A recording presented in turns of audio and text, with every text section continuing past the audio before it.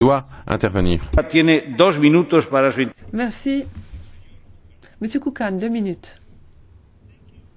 Merci beaucoup, Monsieur le Président. La Russie, nous l'observons depuis un certain temps pour plusieurs raisons. Nous avons les Jeux Olympiques qui s'approchent à grands pas et on a bien peur que la charte des Jeux Olympiques ne soit pas respectée. Il est clair que la situation dans le pays est grave. Nous constatons que nous avons là une Russie qui impose sa mainmise de manière très énergique sur la société et qui également intimide ses voisins. Nous devons y réagir. Nous nous inquiétons de la situation et notamment du fait qu'il y a une pression double nationale et internationale qui est exercée par ce pays. Tout d'abord, la Russie cible de plus en plus sa société civile. Elle insuffle de la peur et puis elle complique également gravement le travail de certaines ONG.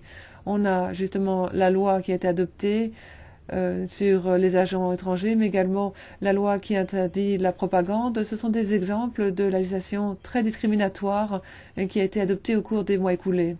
Ces 2 lois ne sont pas seulement répressives, mais elles permettent également une interprétation arbitraire de la législation. Le système judiciaire devient à ce moment-là un instrument du pouvoir politique, avec création d'une société dans laquelle certaines catégories de personnes sont vulnérables, sont traitées comme des citoyens de second rang.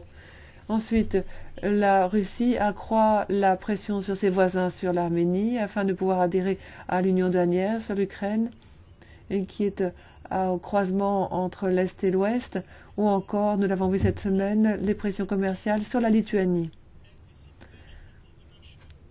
La situation en Russie se détériore et nous ne devons pas rester sans réagir. Nous devons exprimer nos préoccupations de manière catégorique et claire. Merci. Merci. Je donne pour 1 minute la parole à Monsieur Repo. Monsieur le Président, l'Union européenne doit être conséquente dans ses relations avec la Russie. Nous devons parler des droits de l'homme et de l'évolution de la